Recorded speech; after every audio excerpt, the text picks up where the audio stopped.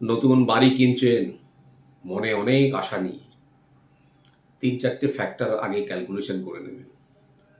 যদি self funding হয় তাহলে তো একদিকে মিটে গেল, আপনার কোনো ঝামেলা নেই। যদি আপনি ব্যাংক ফাইন্যান্স নেন, আপনি কত টাকা লোন নিচ্ছেন আগে ক্যালকুলেশন করবেন, তার ইএমআইটা দেখবেন পার মান্থ কত পড়ছে। আপনার ইনকামের 1/3 বেশি যেন সেটা না হয়। যদি আপনি 1 লাখ টাকা ইনকাম করেন, 33,000 টাকা পর্যন্ত ইএমআই আপনার জন্য সিকিউর, এটা জেনে রাখবেন। এই 33,000 টাকার বেশি যদি ইএমআই হয়, এবং সেই ইএমআইটাও ব্যাংকে বলবেন ফ্লোটিং না ফিক্স। যদি ফিক্স হয় তাহলে কিন্তু আপনার ওই 33,000 টাকাই আপনার থাকবে।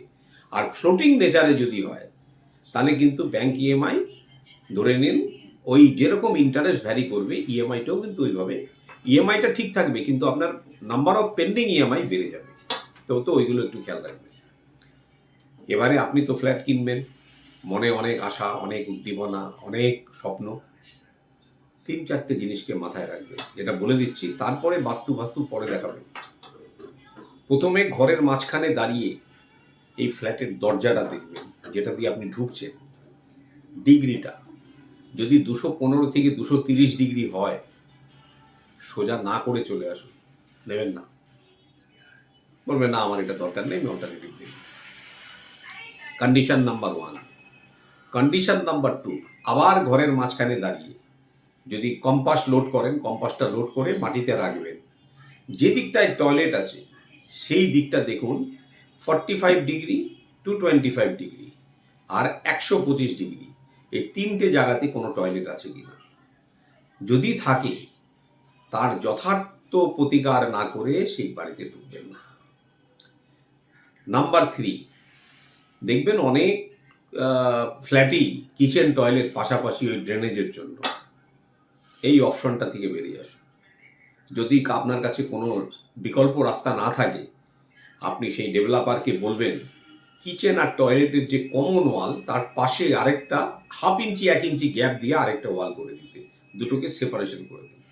তারপরে একজন বাস্তু কনসালটেন্ট ডেকে কারেক্ট করে তারপরে বাড়িতে ঢুকুন। ব্যালকনি যে কোনো দিকে হতে পারে, সেটা নিয়ে কোনো ব্যাপার না।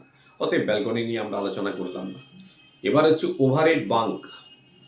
এই ওভারহেড বাঙ্ক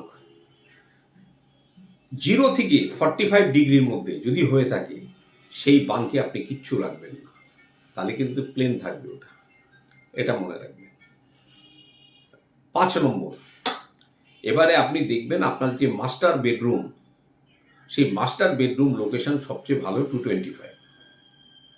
225 যদি না হয় তাহলে উত্তর দিকেও চলে, কিন্তু 225 বেস্ট। কিচেন আপনি অবশ্যই দেখবেন 125 ডিগ্রির লোকেশানে কিচেন। যদি 125 ডিগ্রি না হয়, একটু সাউথের দিকে ঘেঁষা 180 পর্যন্ত আপনি কিচেন চোখ বন্ধ করে করতে পারেন।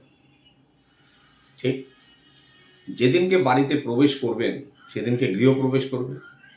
সেই গৃহপ্রবেশের দিনে, আমার কথাটা যেটা বলছি ভালো করে শুনুন, গৃহপ্রবেশের দিনে একটি 10-মুখী রুদ্রাক্ষ কিনবেন, রূপোর একটা প্লেট, তার মধ্যে একটু সোনা, মানে ওই 2-3 মিলি সোনা দিয়ে সেটা প্রতিষ্ঠা, ওই প্লেটের উপর রেখে প্রাণ প্রতিষ্ঠা করে ঠাকুরের স্থানে রাখবেন। আরেকটা শ্রীযন্ত্র, আপনার এরিয়ার ওপরে যদি আপনি 1000 স্কোয়ার ফিট হয়, তাহলে 100 গ্রামের শ্রীযন্ত্র স্ফটিকের, ওই সেমভাবে সিলভার প্লেটের ওপরে সোনা দিয়ে প্রতিষ্ঠা করবেন এবং তার উপরে একটু সিঁদুর দিয়ে দেবেন। সেই বাড়ি কিন্তু আপনার আদর্শ বাড়ি হবে, এবং এটা লিখে রেখে দেবেন। আদারওয়াইজ যদি আপনি এগুলো ডিভিয়েট করতে থাকেন, এই ডিভিয়েট করার নতিজা অত্যন্ত খারাপ। আমি বহু জায়গায় দেখেছি যে ব্যাংক কিন্তু লাস্টে প্রপার্টি অ্যাটাচ করে নিয়েছে ইএমআই পেমেন্ট করতে না পারার জন্য।